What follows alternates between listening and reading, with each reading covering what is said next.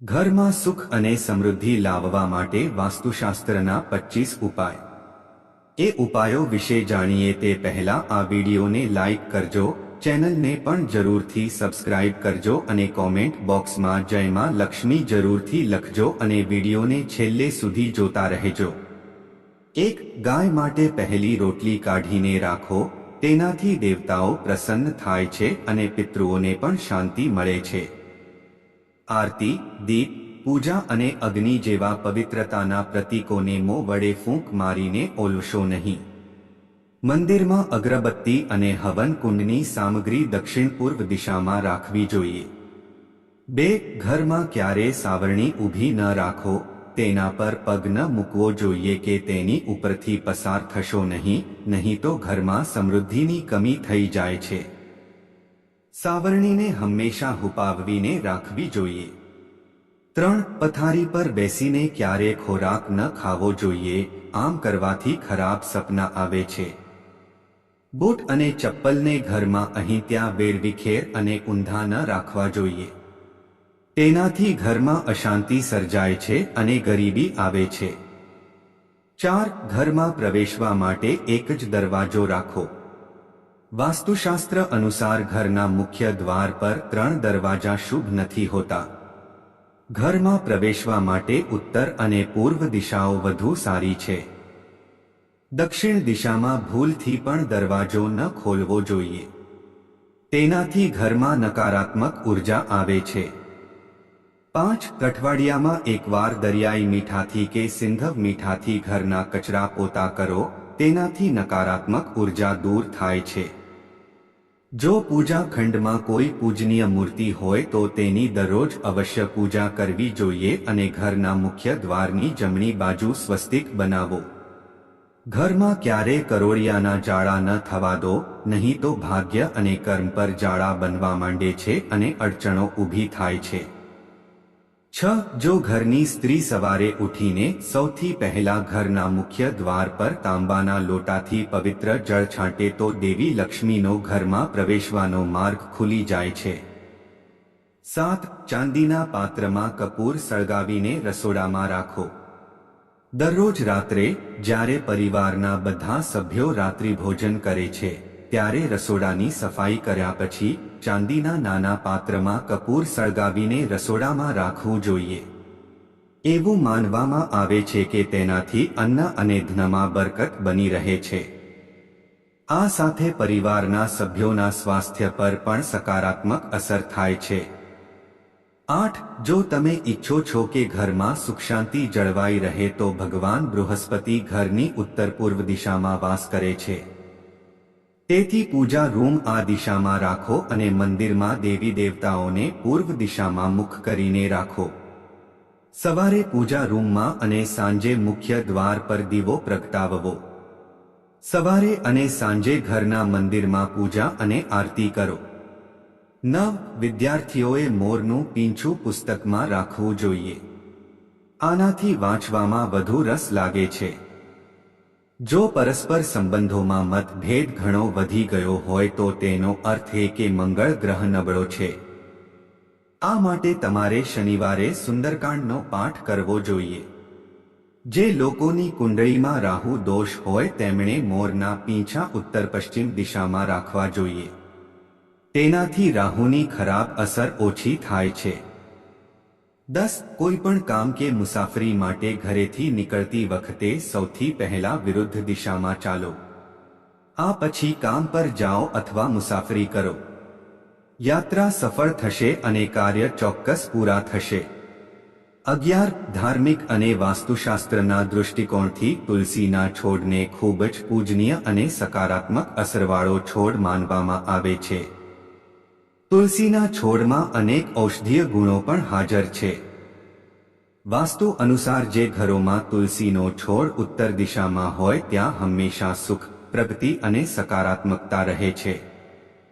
12 જો તમે ઈચ્છો છો કે ઘરમાં સુખ શાંતિ જળવાઈ રહે તો દર અમાવસ્યાના દિવસે ઘરને સારી રીતે સાફ કરો, નકામી વસ્તુઓ ઘરમાં ન રાખો અને સ્વચ્છ પવિત્ર સ્થાન પર અગરબત્તી પ્રગટાવો। વાસ્તુશાસ્ત્ર અનુસાર ઘરનો ઉત્તર પૂર્વ, ઈશાન, ખૂણો સૌથી પવિત્ર અને સકારાત્મક ભાગ છે. આ કારણથી જીવનમાં પ્રગતિ અને સફળતા મેળવવા માટે આ સ્થાનને હંમેશા સ્વચ્છ રાખવું જોઈએ. આ સ્થાન પર પૂજા સ્થાન હોવું ખૂબ જ શુભ હોય છે.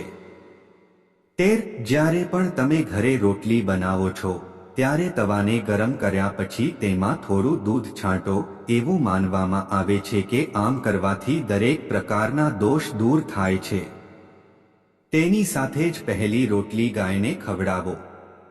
તમે આ રોટલીમાં થોડો ગોળ અથવા ખાંડ નાખી શકો છો.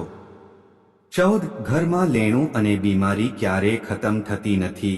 તેનાથી બચવા માટે ઘરના નૈઋત્ય ખૂણામાં એટલે કે દક્ષિણ પશ્ચિમ ખૂણામાં લાલ બલ્બ પ્રગટાવો, જે હંમેશ પ્રજ્વલિત રહેવો જોઈએ. પૈસા, સોનું અને અન્ય કિંમતી ચીજવસ્તુઓ જે અલમારીમાં રાખો છો તેનું ઉત્તર દિશા તરફ મુખ કરીને રાખો.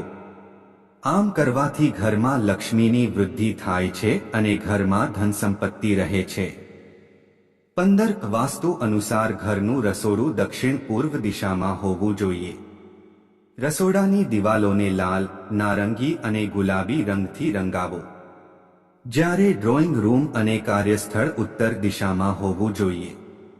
ડસ્ટબિન, વોશિંગ મશીન, સાવરણી અને ઇલેક્ટ્રોનિક સાધનો ઉત્તર દિશામાં ન રાખો. આમ કરવાથી ધનની હાનિ થાય છે. 16. તૂટેલા કાચ ન હોવા જોઈએ. જો તમારા ઘરનો કોઈ કાચ તૂટી ગયો હોય તો તેને તાત્કાલિક દૂર કરો. તેનાથી ઘરમાં નકારાત્મકતા આવે છે અને પરેશાનીઓ થવાની સંભાવના રહે છે. 17. પતિ પત્ની વચ્ચે પ્રેમ વધારવા માટે બેડરૂમમાં કપૂર સળગાવો. જો પતિ પત્ની વચ્ચે ઘણીવાર તણાવની સ્થિતિ રહેતી હોય તો રાત્રે સૂતા પહેલા બેડરૂમમાં કપૂર સળગાવી દેવું જોઈએ. તેનાથી સકારાત્મકતાનો પ્રવાહ વધે છે, જે તણાવને દૂર કરવામાં મદદ કરે છે. એવું માનવામાં આવે છે કે દરરોજ આમ કરવાથી પતિ પત્ની વચ્ચેનો તણાવ દૂર થાય છે અને સંબંધ મજબૂત બને છે. 18. એવું કહેવાય છે કે દેવી લક્ષ્મીને સ્વચ્છતા પસંદ છે. તેથી તેમના આશીર્વાદ મેળવવા માટે ઘરના મુખ્ય દરવાજાને સાફ રાખો. જ્યારે ઘરની બહાર ગંદકી ફેલાય છે તો નકારાત્મકતા વધે છે. ઘરની ઉત્તર દિશામાં મની પ્લાન્ટ લગાવવા ફાયદાકારક છે. આ માટે લીલા રંગના કુંડાનો ઉપયોગ કરો. 19. જ્યોતિષ શાસ્ત્ર અનુસાર સૂર્ય આથમતો હોય ત્યારે અને પછી ઘરમાં સાવરણીથી ન વાળવું જોઈએ.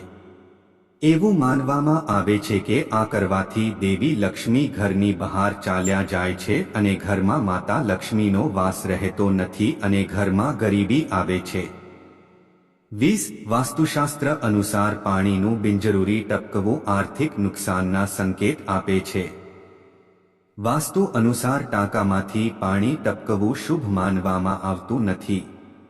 જે ઘરોમાં નળનું પાણી ટપકતું હોય ત્યાં સુખ અને સમૃદ્ધિ લાંબો સમય ટકી શકતી નથી. ઘરમાં સુખ સમૃદ્ધિ અને શાંતિ માટે આ દોષને તરત જ દૂર કરવો જોઈએ. જ્યોતિષશાસ્ત્રમાં ઘણા ગ્રહો શુભ પરિણામ આપે છે. તેમાંથી ગુરુ સુખ, સમૃદ્ધિ અને સંપન્નતા માટે જવાબદાર ગ્રહ છે. ગુરુ ગ્રહને જીવનમાં મજબૂત કરવા માટે પાણીમાં થોડું મીઠું અને હળદર ભેળવીને કચરા પોતા કરો. આ ઉપાય જીવનમાં પ્રગતિની શક્યતાઓ વધારી દે છે. 21. અલમારીમાં કપડાં વેરવિખેર ન હોવા જોઈએ. લોકો મોટાભાગે તેમના ઘરને સુંદર અને સ્વચ્છ રાખે છે, પરંતુ તેમના અલમારીમાં રાખેલી વસ્તુઓ અને કપડાં વેરવિખેર જ રહે છે, જેના કારણે ઘરમાં વિખવાદ અને સંબંધોમાં વિખવાદ થાય છે. તેથી અલમારી હંમેશા સ્વચ્છ અને વ્યવસ્થિત રાખો.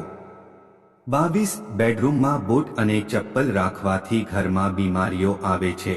તેથી ભૂલથી પણ તમારા બેડરૂમમાં બૂટ અને ચપ્પલ ન રાખો અને બૂટ ચપ્પલ ઘરમાં પશ્ચિમ દિશા તરફ રાખો. 23. વાસ્તુશાસ્ત્ર અનુસાર શુક્રદેવને પ્રસન્ન કરીને આર્થિક સ્થિતિ મજબૂત કરી શકાય છે. આવી સ્થિતિમાં શુક્રદેવને પ્રસન્ન કરવા માટે શુક્રવારના દિવસે ઘરના મુખ્ય દ્વારની પાસે સુગંધિત ફૂલો લગાવો.